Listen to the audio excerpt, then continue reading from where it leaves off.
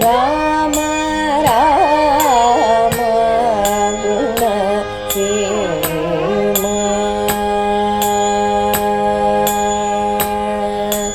ರಾಮ ರಾಮ ಗುಣ ಸೇಮ.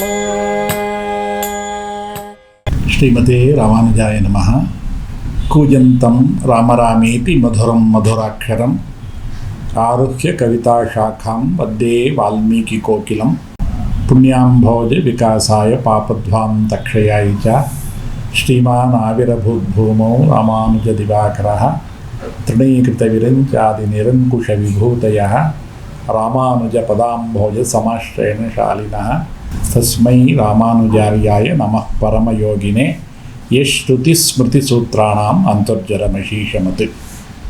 ಇಂದಿನಿಂದ ನಾವೆಲ್ಲರೂ ರಾಮ ಲಕ್ಷ್ಮಣರೊಡನೆ ಕಿಷ್ಕಿಂಧ ಯಾತ್ರೆ ಮಾಡೋಣ.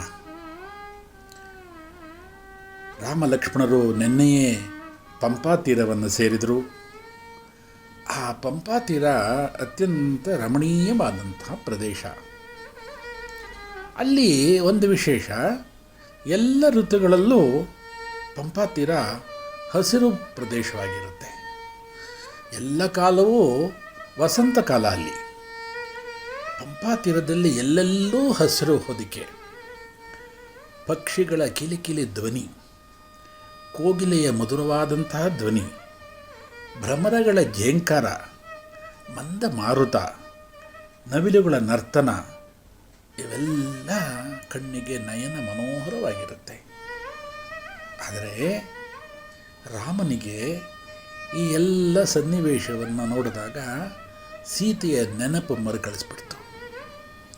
ಸೀತೆ ಈ ಸಂದರ್ಭದಲ್ಲಿ ನನ್ನ ಜೊತೆ ಇರಬೇಕಾಗಿತ್ತು.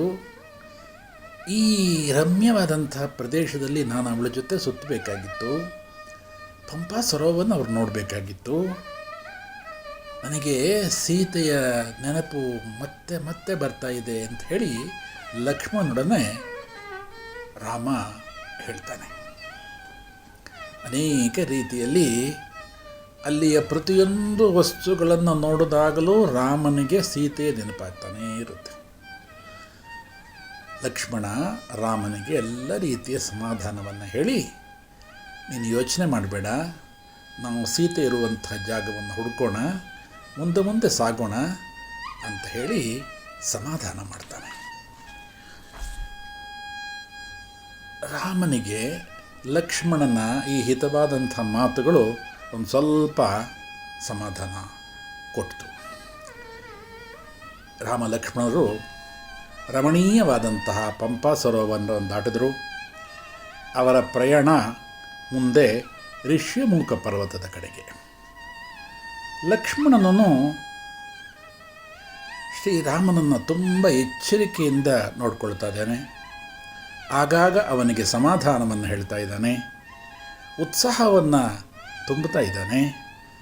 ಸೀತೆ ಖಂಡಿತ ಸಿಗ್ತಾಳೆ ಎನ್ನುವಂಥ ಭರವಸೆಯನ್ನು ರಾಮನಲ್ಲಿ ಉಂಟು ಮಾಡ್ತಾ ಇದ್ದಾನೆ. ಇದರಿಂದ ರಾಮನಿಗೆ ಒಂದು ರೀತಿಯ ಸಮಾಧಾನ ಸಿಗ್ತಾ ಇದೆ. ಹೀಗೇ ಮುಂದುವರಿತಾ ಇದ್ದಾಗ ಅವರು ಋಷ್ಯಮುಖ ಪರ್ವತದ ಸಮೀಪಕ್ಕೆ ಬರ್ತಾರೆ.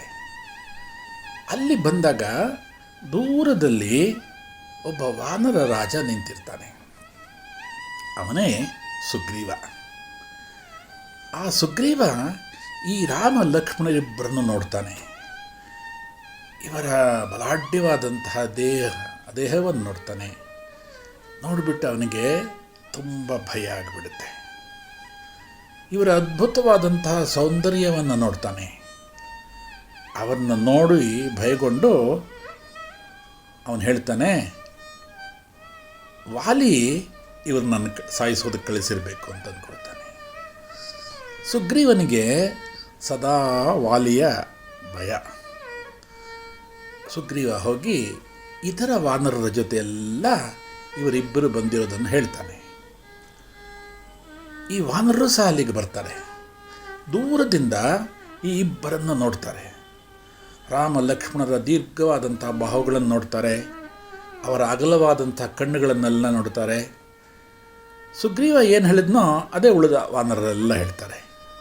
ಆದರೆ ಸುಗ್ರೀವನ ಮಂತ್ರಿ ಆದಂತಹ, ಮುಂದೆ ರಾಮನ ಪರಮ ಭಕ್ತನಾಗುವಂತಹ ಹನುಮಂತ ಆಂಜನೇಯ ಸ್ವಾಮಿ ಹೇಳ್ತಾನೆ, ಖಂಡಿತ ನೀವು ಭಯಪಡಬೇಡಿ, ವಾಲಿ ಇಲ್ಲಿಗೆ ಬರೋದಿಲ್ಲ, ನಾವು ಕ್ಷೇಮವಾಗಿರ್ತೀವಿ, ನಾನು ಹೋಗಿ ಅವ್ರು ಯಾರು ಅಂತ ವಿಚಾರಿಸ್ಕೊಂಡು ಬರ್ತೀನಿ ಅಂತ ಅವರಿಗೆ ಸಮಾಧಾನ ಪಡಿಸ್ತಾನೆ. ಈಗ ನಾವು ನಿಶ್ಚಿಂತೆಯಿಂದ ಇರಬಹುದು.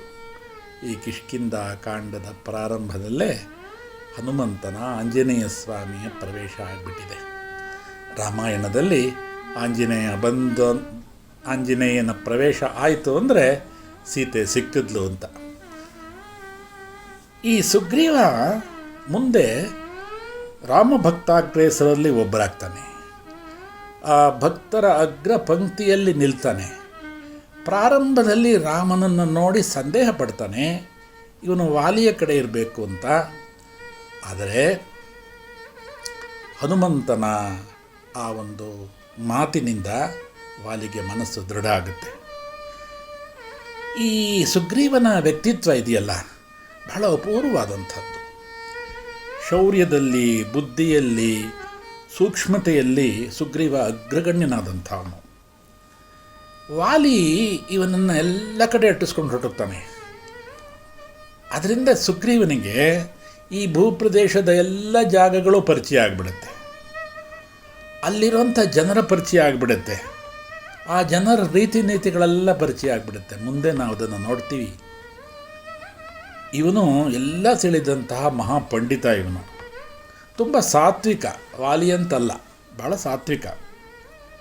ಶ್ರೀರಾಮ ಸುಗ್ರೀವನನ್ನು ಹಿಡಿದೆತ್ತಿದಂತಹ ರೋಚಕವಾದಂಥ ಕಥೆಯನ್ನು ನಾವು ಮುಂದೆ ಕೇಳ್ತೀವಿ.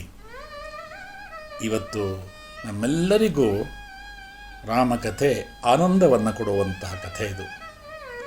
ನಾನು ಮೊದಲೇ ಹೇಳಿದಂತೆ ಆಂಜನೇಯ ಸ್ವಾಮಿಯ ಪ್ರವೇಶ ಆಗ್ತಾಯಿದೆ.